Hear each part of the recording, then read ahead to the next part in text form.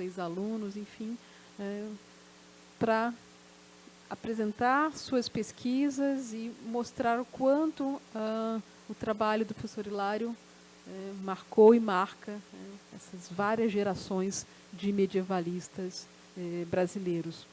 Nos primeiros 2 dias, nós tivemos apresentações de trabalhos de alunos terminando a graduação, mestrado, doutorado, pós-doutorandos, e a partir de hoje, então hoje e amanhã, serão trabalhos, conferências, apresentações de professores convidados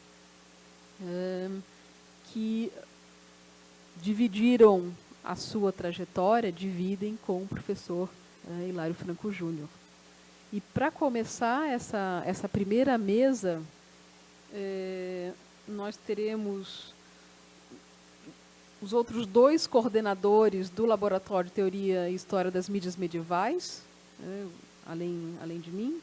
Então, à minha direita, o professor Eduardo Henrique Aubert, que além de coordenador do latim, é Fellow Researcher da Universidade de Cambridge. E, à minha esquerda, o professor Gabriel Castanho, que coordena o braço carioca do latim. Ele é professor da Universidade Federal do Rio de Janeiro, então coordena o latim Rio. Teríamos uma terceira fala, mas muito infelizmente, por uma questão de incompatibilidade informática, além de uma incompatibilidade geográfica, nós teríamos uma fala da professora Laura de Melo Souza, mas as comunicações não estão encaixando, por mais que a gente esteja tentando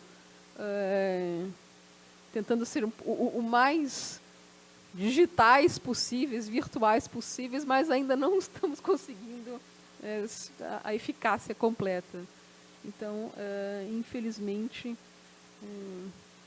por enquanto, não sei se a gente vai conseguir isso até amanhã. Se a gente conseguir, vai ser ótimo, mas se não, a nossa mesa vai ficar com os 2 colegas presentes. Então, mais uma vez, obrigada a presença de todos e passo a palavra ao Eduardo. Boa tarde a todos. Obrigado, Cristina, pela apresentação. Confesso que, apesar da convivência com o professor Hilário e do tempo, participei de todos os encontros aqui do latim desde a fundação, desde o primeiro, confesso que estou um pouco nervoso hoje, excepcionalmente, porque a responsabilidade de homenagear o professor Hilário é realmente bastante grande. Pensei em diferentes maneiras de estruturar uma fala que pudesse, ainda que palidamente, refletir algo daquilo que eu gostaria de transmitir nesse momento. Acabei chegando a um compromisso em que provavelmente nenhum dos objetivos que eu gostaria de cumprir será cumprido na sua máxima dimensão possível, mas vou me esforçar pelo menos para dar pistas daquilo que eu gostaria de poder transmitir a todos, especialmente ao professor Hilário. Estão me ouvindo? Está muito... tá. Vou tentar, se eu me animo, começo a rodear em torno do microfone, tá? Então eu vou, aliás, já fazendo algo que o professor Hilário me ensinou há muito tempo. O professor Hilário me disse uma vez: Edu, quando você vai fazer uma comunicação, você antes fala o que você vai falar, depois você diz o que você está dizendo, e no final você deixa claro que você disse aquilo que você disse que ia falar. Então, seguindo um pouco esse conselho, vou dizer um pouco como eu pretendo estruturar a minha fala, tá? Então, num primeiro momento, eu vou retomar elementos de um texto que eu não poderia reproduzir aqui. Foi um texto escrito que se dedicou a uma leitura integral da obra do professor Hilário nas suas diferentes fases. Eu vou apenas dar algumas pinceladas sobre isso, destacando aquilo que me parece ser o elemento central nessa trajetória, que eu acho que é a contribuição que fica para esse contexto. Num segundo momento, eu vou inserir alguns testemunhos de caráter mais memorial, de algumas situações que me vêm à cabeça quando eu penso nessa homenagem ao professor Hilário. E, por fim, eu gostaria de compartilhar com vocês algumas daquelas máximas que, ao longo desses 20 anos de convivência com o Hilário, foram sedimentando na minha cabeça, como essa da estrutura da apresentação, e que eu acho que são, pelo menos para mim, foram muito importantes. Tá?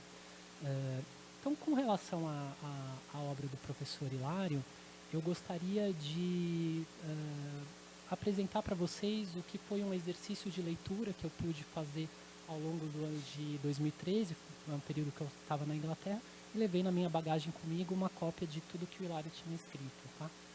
Não é pouca coisa, como vocês podem imaginar, pesou na mala, mas foi muito interessante. E a minha tentativa nesse momento foi a de ler toda a obra do Hilário de forma cronológica. Então, ontem, vocês se lembram que o Hilário mencionou o primeiro artigo dele sobre a economia bizantina de 1977.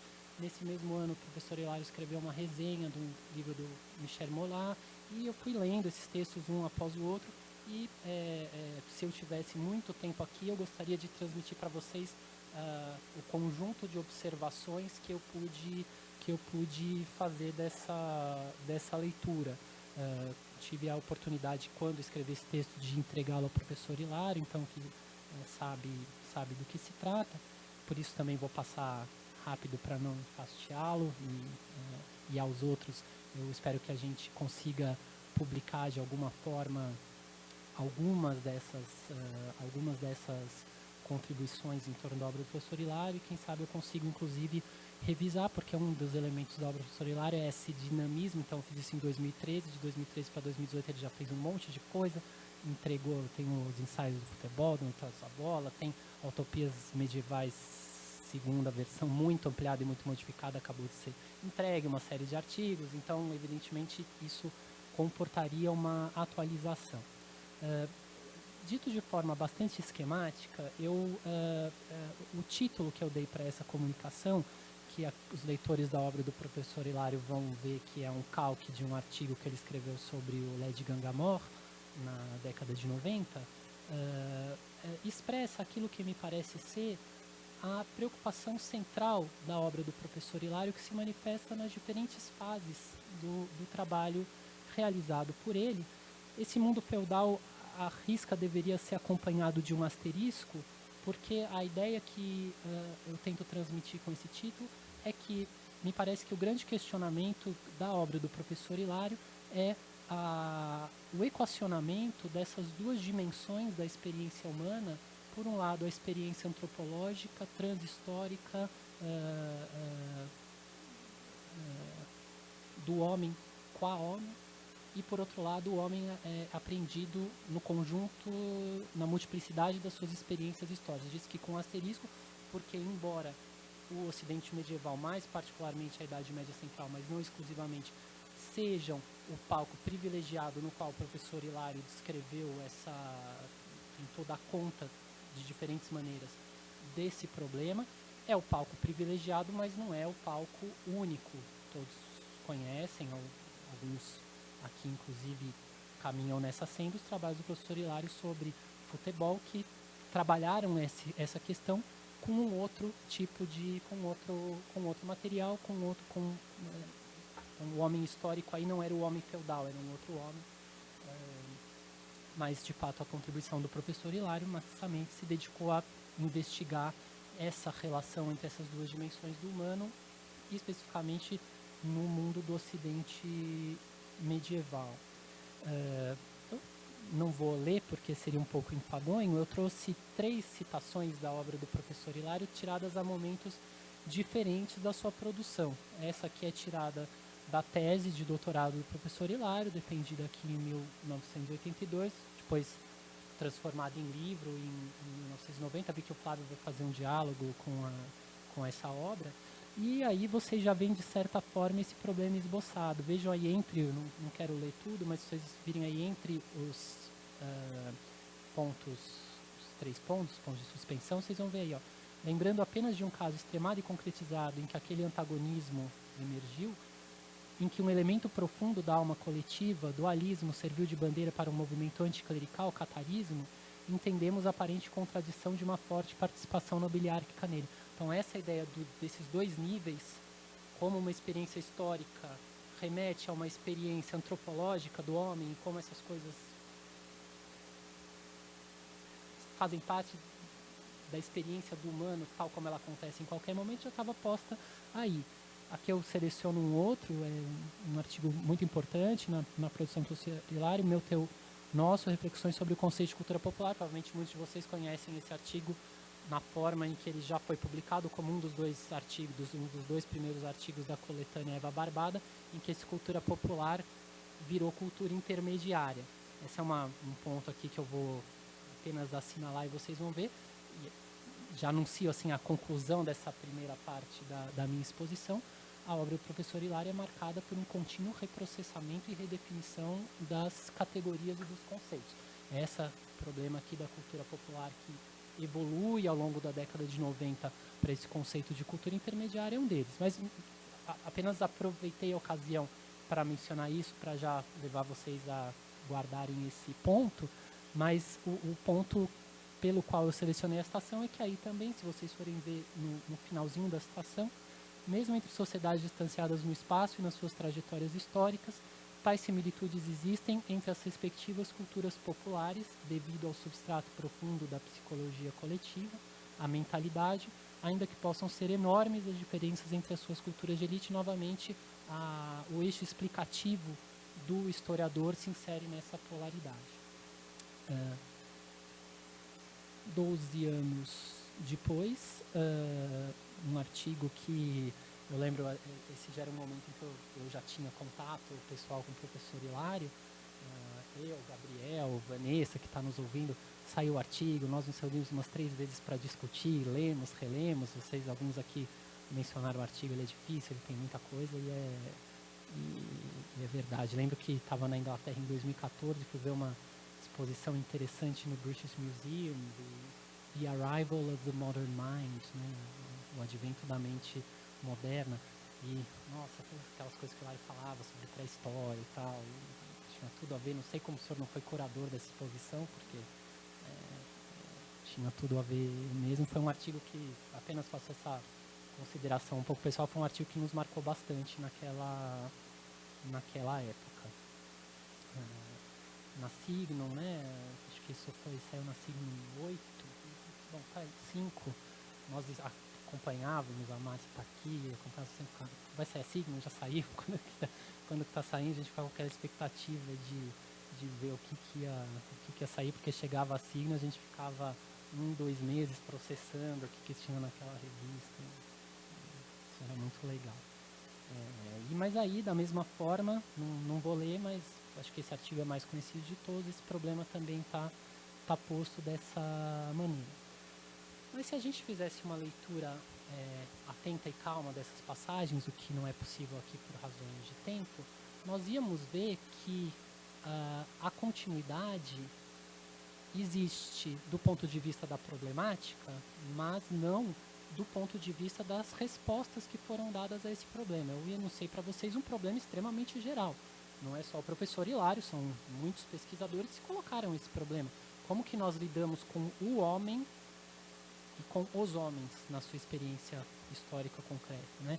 Então, evidentemente, dentro desse problema geral, o professor Hilário foi tecendo uma obra que é marcada, na minha apreciação, por um contínuo reprocessamento e complexificação dos conceitos que visavam a dar conta desse problema. E é nesse sentido que eu acho que não me parece inadequado dizer que a obra do professor Hilário, sem conter nela mesma uma filosofia da história, é uma obra filosófica, né?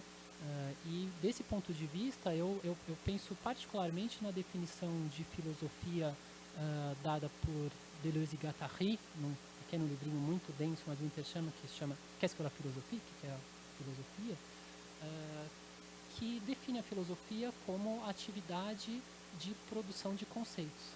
E, nesse sentido, me parece que a obra do Hilário é inegavelmente filosófica, porque, diante de um problema geral posto desde o começo dos seus trabalhos, o que se verifica é um contínuo trabalho de construção e reconstrução de conceitos para que esse problema encontre caminhos explicativos da realidade. Peço desculpas porque não vou poder explicar cada um desses momentos e como esse trabalho foi sendo reprocessado, porque se eu fizesse isso, eu cometeria aqui muita ligeireza de abreviar coisas num trabalho que tem que ser mais minucioso. Por isso eu fiz uma coisa um pouco diferente, montei apenas 3 pequenos esquemas para dar uma ideia um pouco impressionista do que eu quero dizer com isso. Numa primeira fase, vocês também estão vendo que eu tirei vocês estão vendo, desculpe. Vocês estão vendo que eu tirei esse termo, esse subtítulo aí também de um artigo famoso com o qual o professor Hilário dialogou em muitas de suas contribuições, inclusive aquele que deu mote para esse último artigo de que eu falei, o Escudo de Terceiro de Prometeu, que é um artigo do professor Oigoff, As Mentalidades, uma História Ambígua. Nesse momento, entre 1977 e 1985, é esse período que tem por eixo a tese do professor Hilário, em 1982 defendida, os primeiros artigos 77, essa primeira fase. É um momento em que, como vocês viram na citação da tese, a problemática está posta, mas essa rede de conceitos está um pouco latente, sem ainda se colocar como sistema conceitual que possa ser apreendido dessa forma. A gente identifica os problemas, o Hilário vai identificando questões, a comunicação entre os Pirineus, em grande medida, se deu devido à existência de uma mentalidade comum, de uma mentalidade coletiva, coisas que depois nós vemos que são processadas com outros instrumentos conceituais por ele, mas a gente vai vendo que alguns desses temas, algumas dessas preocupações estão postas aí. Nesse sentido, eu chamei de mentalidades uma história ambígua, no sentido de que mentalidade aparece nessa fase da obra do Hilário flutuando entre coisas que depois vão receber nomes diferentes conforme essa rede vai se adensando. Mentalidade tanto diz respeito a esse extrato antropológico a que eu me referi, como diz respeito a representações da realidade em contato mais imediato com as transformações econômicas, políticas e sociais, faixa ontológica que vai ser renomeada ao longo da obra dele por outras categorias. Da mesma forma, é um momento em que nós ainda não vemos uma espécie de dinâmica cristalizada entre esses diferentes domínios ou estratos da realidade que permitam dizer, olha, aqui o professor Hilário interpreta a realidade abstratamente segundo tal esquema explicativo, né? É um período que tem essa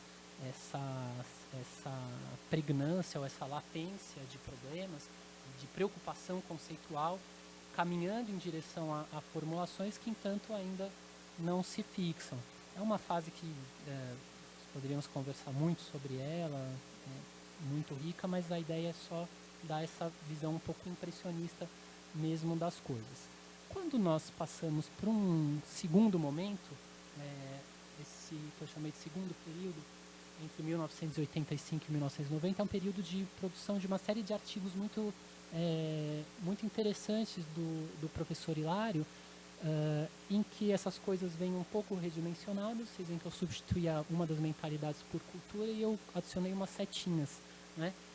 Aí eu penso em uma série de artigos. Os artigos dele sobre Dante são dessa época, o artigo sobre Tristão e Isolda, Valtário e Rolando no final desse período. Então, uma série de artigos, alguns deles depois foram recuperados na Eva Barbada, outros não, e cuidado com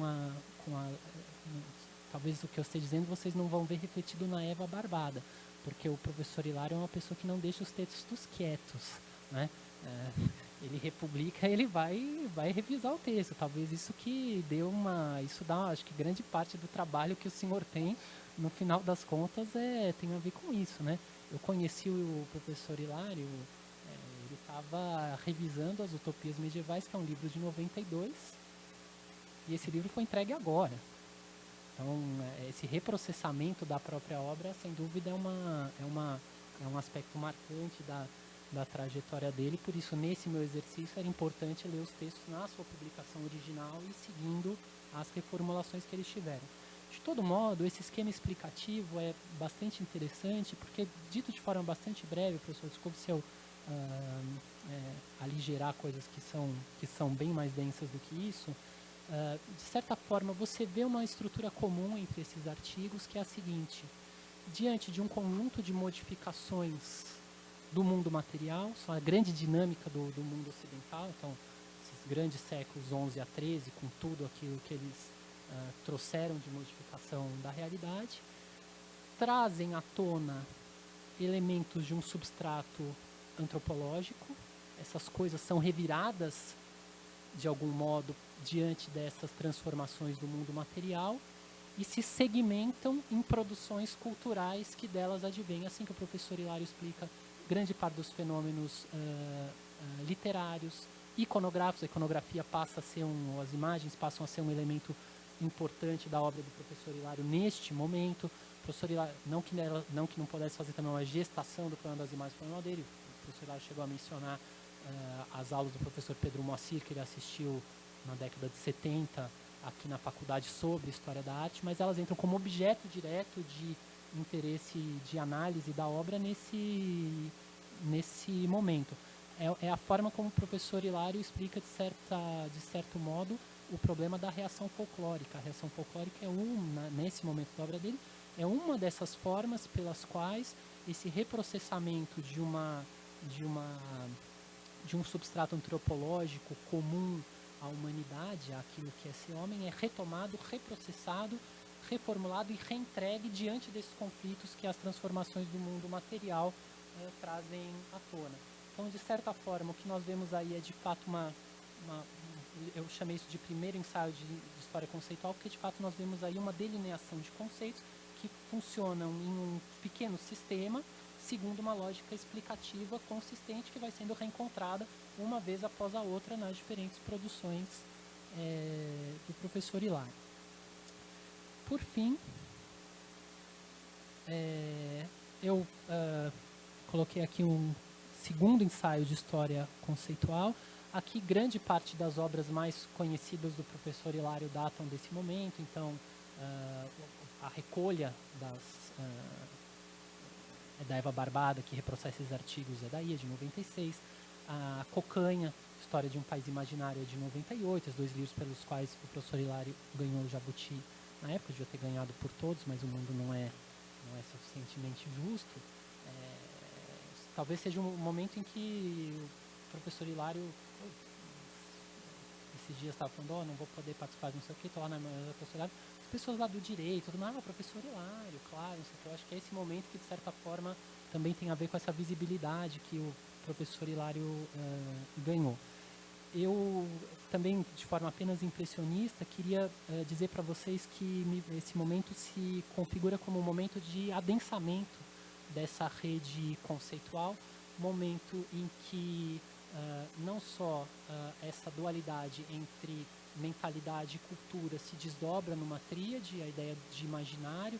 Vocês podem acompanhar aí, por exemplo, a introdução à Cocanha tem uma formulação bastante densa a esse respeito, para quem tiver interesse, mas cada um desses conceitos, por sua vez, dá origem a um desdobramento conceitual. Então, mito, ideologia e utopia são modalidades do imaginário, isso já está lá, anunciado de forma bem breve nas utopias medievais, por isso que eu digo, é um reprocessamento contínuo. Depois isso toma uma densidade distinta quando nós chegamos na Cocanha, né? Mas essa preocupação nesse sentido que esse sistema conceitual vai realmente se reticulando no sentido de que esses conceitos vão se desdobrando e dialogando uns com os outros. Da mesma forma, o problema da cultura. A cultura, ao longo da obra dele, ia sendo adjetivada de forma não inconsistente, porque consistente dentro de cada produção, mas em evolução mais dinâmica, e nesse momento essas adjetivações de cultura também se cristalizam nessa tríade que eu coloquei aí, que passam a explicar grande parte dessa dinâmica cultural. Mentalidade, por outro lado, que era uma noção que era frequentemente adjetivada nas primeiras produções do professor Hilário, caí aqui. Tudo bem? Não faz mal. De todo modo, que era uma... Como eu não estou podendo mover muito pelo microfone, eu estou mexendo as pernas, então isso explica parte do problema. Que era então, mentalidade, que era uma noção adjetivada num primeiro momento, a mentalidade clerical, a mentalidade por conta daquela dualidade que eu falei para vocês, passa a ser justamente uma noção que não comporta adjetivação, porque ela passa a ser associada àquele extrato mais elementar dessa polaridade problemática entre o homem na sua dimensão antropológica e o homem na sua dimensão histórica. Mas como o professor Hilário é inquieto, como vocês já viram ao longo do tempo, ele não parou por aí, e de 2003 em diante essas noções continuaram a ser objeto de problematização, de reconfiguração, de um processamento continuado. Vejam vocês que muitas das contribuições de ontem e de antes de ontem dos expositores falavam muito sobre o problema do pensamento analógico. Isso foi uma questão que surge aos poucos, mas de fato se apresenta na sociedade de forma construída a partir de 2001 e numa publicação mais adensada em 2003, esse artigo que eu mencionei para vocês, que depois foi republicado também com pequenas modificações, porque o Hilário sempre modifica os textos dele, na segunda coletânea de ensaios de mitologia medieval, Os Três Desejos de Adão, que foi objeto de uma discussão, de um debate que nós organizamos aqui no Latim um pouco depois do seu lançamento. Vejam que o professor Hilário nos contentou. Então, pensamento lógico, pensamento analógico, são questões que foram sendo problematizadas segundo essa tríade. Pensamento lógico é um dado da mentalidade, pensamento analógico é um dado da mentalidade.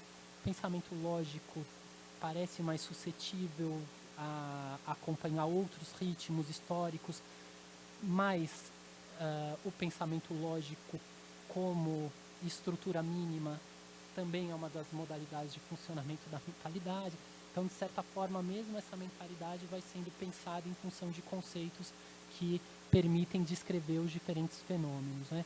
Então, eu sei que foi extremamente impressionista essa ideia, mas eu gostaria que dessa primeira, mais demorada parte da minha exposição, ficasse a ideia que me parece central, de que a obra do professor Hilário é uma obra que tem um problema de fundo de grande relevância para as ciências humanas.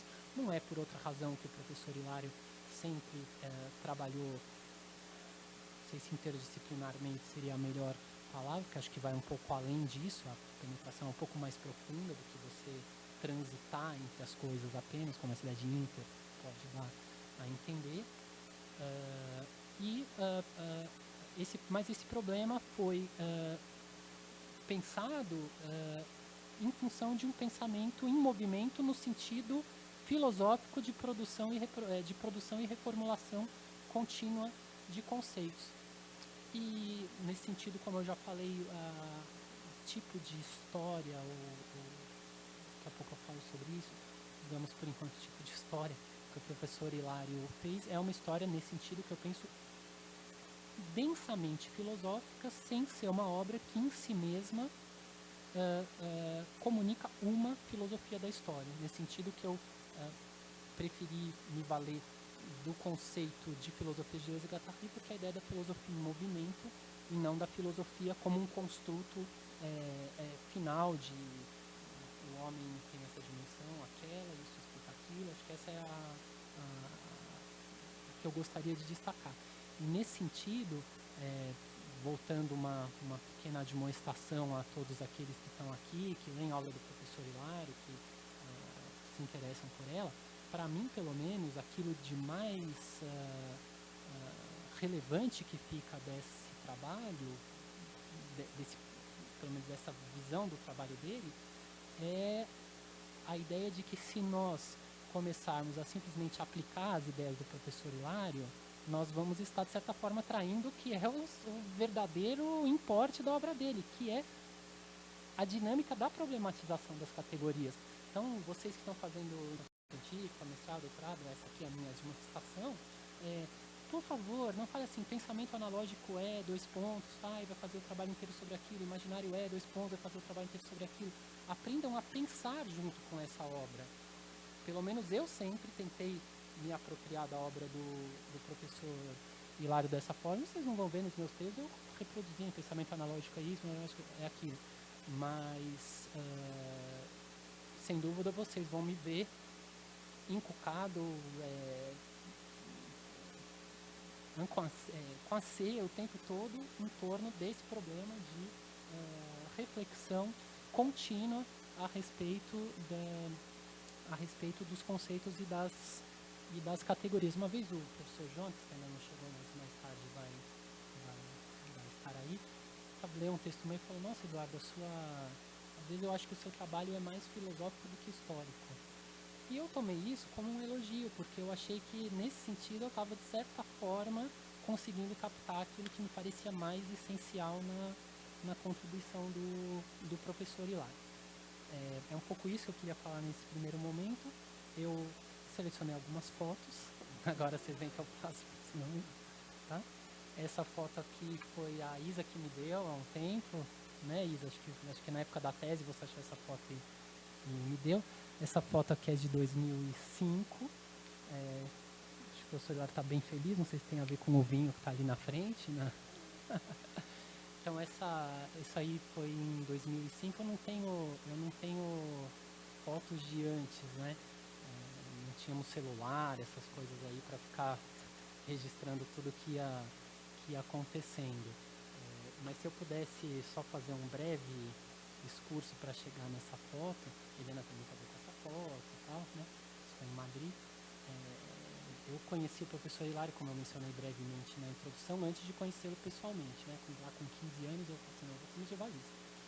Tanto que eu entrei na faculdade jamais, mas não sei o que, não vai na história da América. Não, bem, tem que passar por isso, tem que aprender, tem que ter uma cultura geral, mas o foco é a história medieval, sempre foi isso, né? E sabiam que eu era assim e tal, e daí quando eu tinha, contei isso, só resumindo brevemente para quem não estava aí, daí quando no meu aniversário de 16 anos, uma amiga da minha mãe me deu Idade Média ao Nascimento do Ocidente.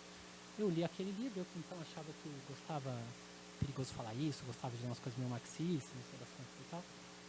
Achava que ia trabalhar com história econômica e tal, daí li aquele livro do Hilário e comecei a repensar um pouco essa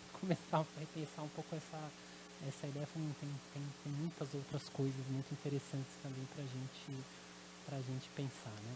E também mencionei para vocês que assim, na passagem, estava prestando vestibular, ganhei o ano 1000, que tinha acabado de lançar, eu prestei o vestibular de 99 para 2000, então foi justamente quando a Companhia das Letras lançou aquela coleção Virando Séculos, e um daqueles livros foi do professor Hilário, se situa nessa terceira fase ali de que eu falei, que vocês sabem, então, essa estruturação, cultura clerical, cultura vulgar e cultura intermediária estrutural nessa obra, não posso estar desenvolvendo essas coisas. Foi isso. E daí, acho que isso acho que eu nunca falei para o senhor, mas daí eu chego aqui na faculdade e o professor Hilário está aposentado. Eu falo, meu Deus, e agora? Vai tudo para água abaixo, né? Eu queria encontrar o Hilário, o que eu vou fazer? Por sorte, eu estava no primeiro ano da graduação e ele estava dando um curso de pós-graduação, no segundo semestre, era Carta do Preste João. Quando eu descobri, já estava um pouco no começo. O Vinícius estava nesse curso, a Vanessa estava nesse curso, eu me lembro bem. Eu não tinha noção de nada, fui entrando no curso. Não pedi licença, não disse que era ouvinte, sentei lá e fui sentando. Aí, puxar um papo e tal, mas era muito tímido. Tentei puxar um papo. O que eu estava fazendo na época? Eu tinha um projeto que era assim, eu sou muito ignorante, tenho 18 anos e ainda não li a história toda a literatura fundamental da humanidade, que vergonha. Então eu estava lá nesse meu projeto de tentar ler as coisas, e quando eu estava nesse curso, eu estava lendo a Divina Comédia. Daí chegou a última aula, eu falei, meu Deus, esse homem vai viajar, eu não vou mais conseguir falar com ele. Daí eu falei, professor, eu queria continuar conversando com o senhor, Divina Comédia, não sei. Tinha nem acabado de ler ainda.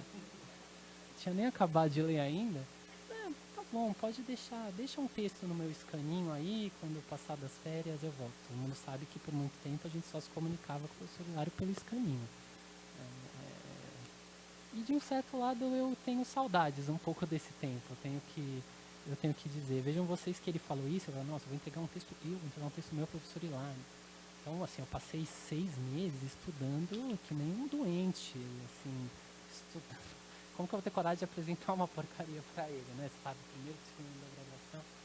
Daí deixei para ele, quando foi lá para Páscoa, Corpus Christi, alguma coisa assim, ele me ligou, vamos marcar uma reunião e tal. E eu tinha vergonha de falar para ele que eu queria fazer iniciação científica com ele. Eu não sabia muito como falar, porque se ele dissesse não, como que eu ia ficar, aquela coisa, né? Daí a gente conversou, ficamos umas 2 horas conversando, e ele falou, bom, isso aqui daria um artigo muito bom e tal, mas de repente você pode, acho que a gente chama de Eduardo, né? Eduardo, daria um artigo muito bom, mas talvez possa ser alguma coisa a mais. Aí eu tomei coragem e falei para ele que ia fazer uma iniciação científica e tal. Fiquei 6 meses emprestado para o Flávio, o Hilário não tinha como assinar os meus papéis e tal. E daí comecei a ter uma convivência muito frutífera para mim, penosa com certeza para ele, mas frutífera para mim com o Hilário desde então. E eu diria que esse momento aqui da foto que eu coloquei, para mim é o primeiro momento em que isso para mim, de certa forma, mudou de patamar, eu senti um pouco a minha situação. Nessa época a Eliana estava organizou uma série de encontros que foram muito importantes para muita gente, né?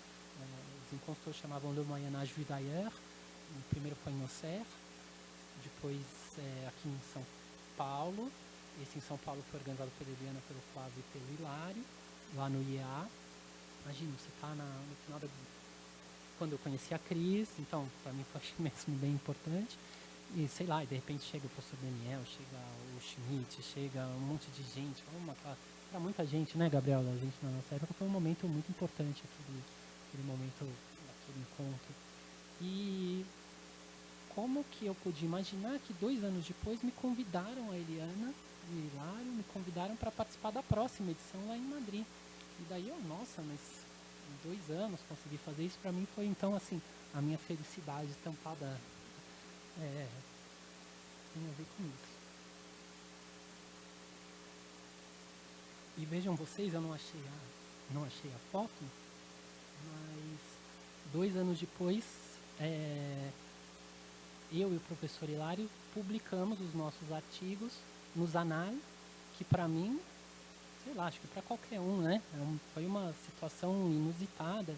De repente você ter o seu nome estampado ali na capa do Zanai, você é um medievalista brasileiro, fez as coisas, de repente você viu que estava conseguindo fazer alguma coisa relevante, né?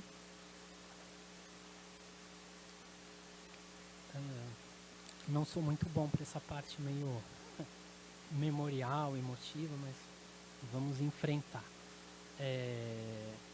E sem dúvida você pensaria assim, mas nossa, que coisa, né? Você trabalha aqui no Brasil, todas as dificuldades que a gente enfrenta para fazer esse tipo de trabalho.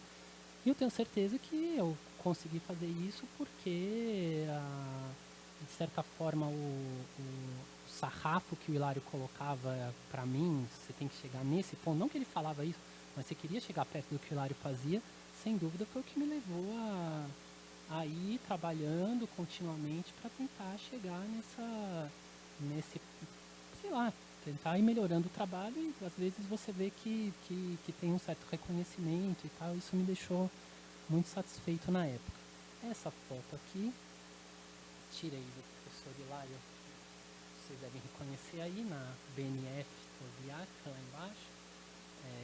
Então, quando eu fui fazer a minha tese, foi em 2003 que eu conheci o Schmidt, não sei o que, e eu fui fazer o meu doutorado lá em 2007, né?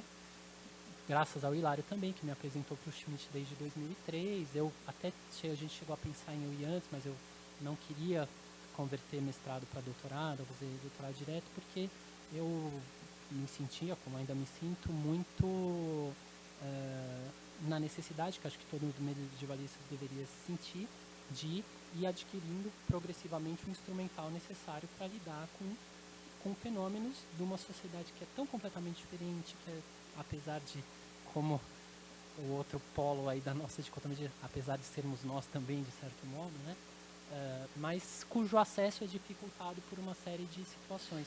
Então eu não fiz isso, 2003 a 2007 fiquei em contato e tal, mas em 2007 fui lá fazer meu doutorado, fiquei 4 anos lá, e de vez em quando tinha a sorte de marcar um encontro com o professor Hilário lá na biblioteca, conversar um pouco sobre como estava indo a pesquisa e tal. Foi uma época muito rica da minha vida, foi uma era um espécie de caixeiro viajante, vivia assim, estava cada hora num país, numa cidade, vendo manuscrito e tal.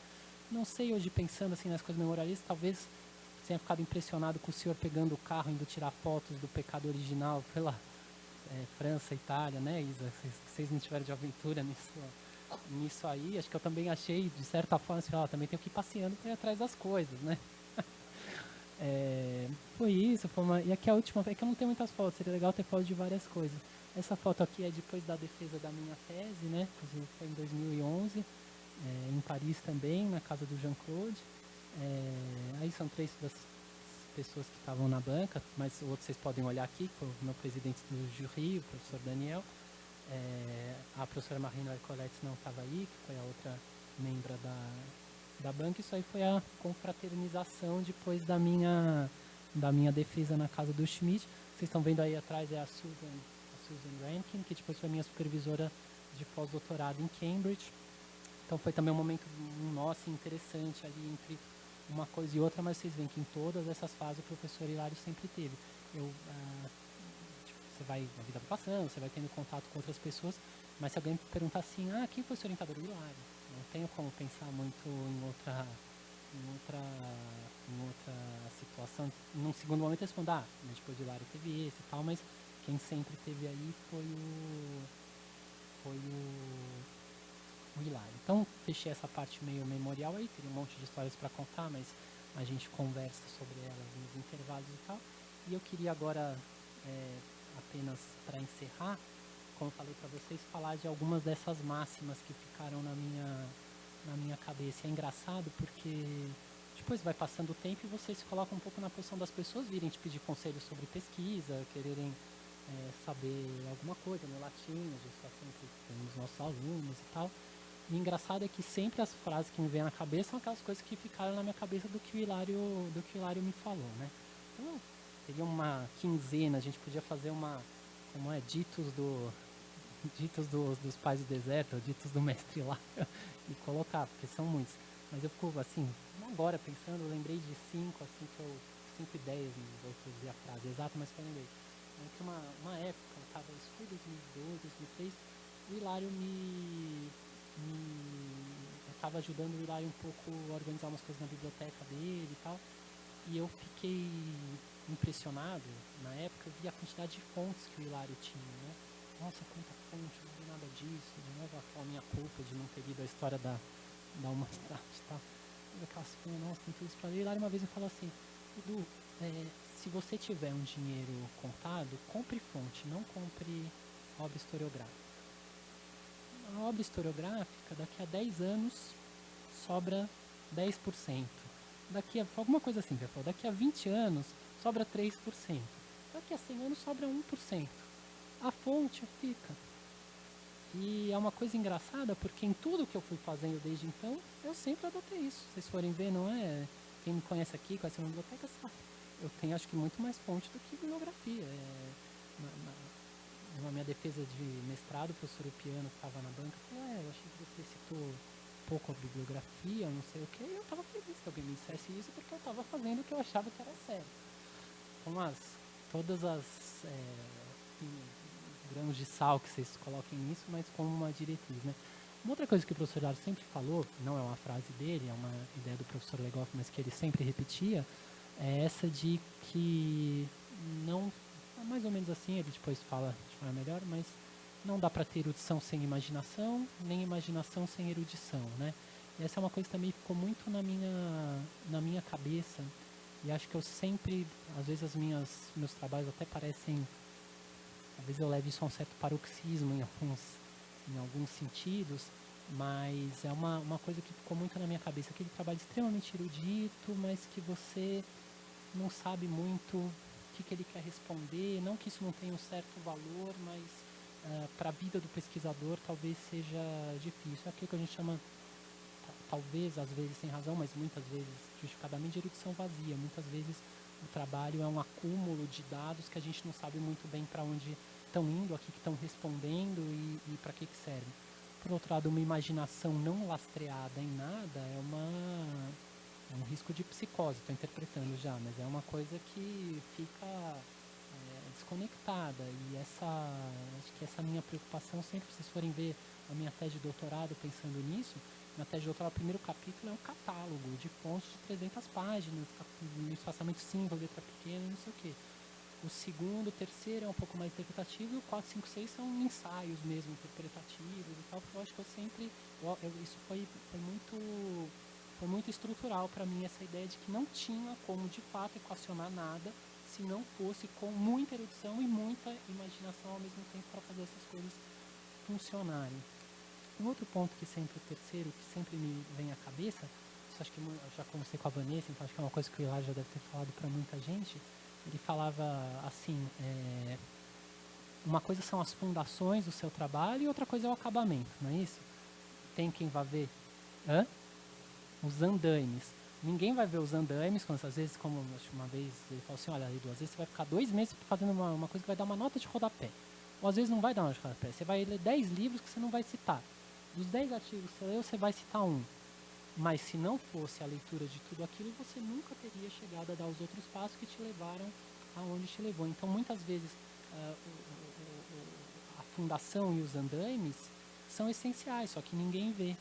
E essa acho que é uma lição muito importante que ficou para mim, eu tento transmitir para as pessoas, porque uma vez eu vi uma defesa de dissertação de mestrado do professor Hilário, em que acho que ele estava criticando o vício oposto. Não vou citar quem, mas vou citar o que ele fez. E o Flávio estava lá, ele lembra também. O Hilário fez uma arguição dele, dizendo assim, olha, eu vou falar sobre os 7 pecados capitais da sua dissertação. Lembra disso? Claro. Lembra? Eu lembro que o primeiro era o pecado da gula.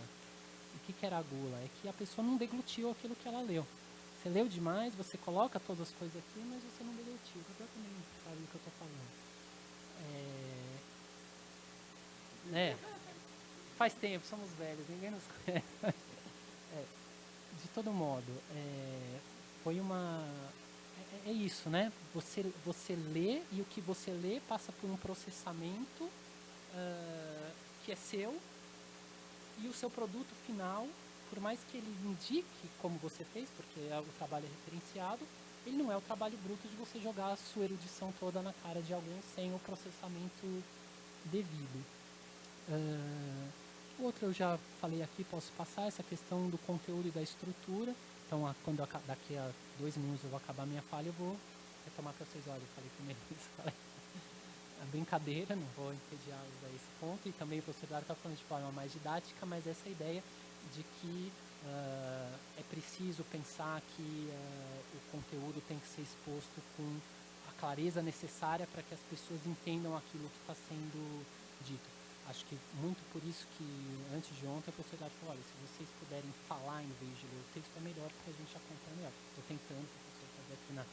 Às vezes a gente perde um pouco, não é isso? A gente perde um pouco no detalhe, no quão refinado você pode fazer alguma situação, mas o que eu sinto é que, de fato, você ganha na empatia, na possibilidade de comunicação que isso te dá. Mas, de forma geral, vocês forem ver, todos os livros do professor Eduardo são muito bem acabados formalmente. Eu lembro que, não sei como ficou agora, não vi a versão final das utopias medievais, mas o professor Hilário queria que tivesse 7 capítulos e que cada capítulo tivesse 7 subitens. É claro que isso é uma brincadeira, de certa forma, mas a ideia é de que existe uma forma de apresentação das coisas. As coisas não são apresentadas numa brutalidade grosseira do mundo impensado, né? As coisas têm um formato. Cada item tem que ter 4, 5 páginas. Não é que não pode eventualmente acontecer uma razão específica pela qual um vai ser maior que o outro, mas a forma é importante, no final das contas, acho que é isso que ficou. E a última coisa, que acho que liga um pouco com o primeiro ponto que eu levantei, a trajetória intelectual dele, é o seguinte: a primeira vez, tem um bom tempo que eu fui no escritório, primeira vez que eu fui no escritório do professor Hilário, ele me disse assim, me relatou que estava meio cansado, ele tinha uma... não sei se o senhor entra nisso, mas o senhor tinha uma lousa em que o senhor tinha os próximos 10 anos planejados. Vou fazer isso, não sei se ele ainda está assim, mas ele tinha os próximos 10 anos assim, todos planejados. Vou fazer isso, vou fazer aquilo. Não cumpriu, porque eu lembro que as utopias medievais estavam nesses 10 anos e ficaram 20. Mas eu lembro que o senhor me falou uma coisa que eu achei interessante. Olha, eu quero fechar essa coisa de medieval, porque depois que a gente passa dos 50 e tantos, a gente começa a dimensionar um pouco o tempo da vida, não é? E acho que, de fato, se um projeto às vezes leva 10, 20 anos, de fato você tem que dimensionar as coisas. E o senhor me falou assim, eu quero dimensionar porque eu acho que eu fui muito medievalista e agora eu queria ser mais intelectual. O senhor falou, olha, estão aqui os ensaios de Montaigne, que eu queria, sempre que gosto muito, sempre li pedaços, mas nunca sentei e li do começo ao fim inteiros. Queria muito poder ler Kant, queria muito poder ler Hegel. Estou lembrando 3 que o senhor mencionou naquele dia. Falou, olha, eu queria poder não ficar só preso aos meus compromissos de medieval, não só ler eventualmente picado coisas que eu li ao longo da minha trajetória, mas queria poder dedicar grandes partes, o fundamental do meu esforço a outro tipo de leitura menos dependente da história medieval. E o que eu acho é que isso é apenas a consumação de uma trajetória coerente, porque no fundo acho que o senhor sempre fez isso. Talvez não com a dedicação que o senhor quisesse ter tido, porque as utopias ficam no reino do desejado, mas sem dúvida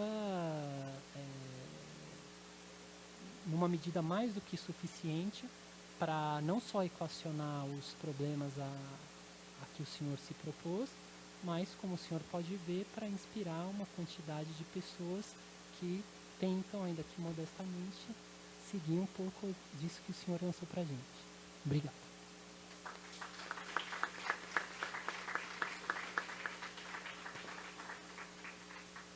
Bom, obrigada.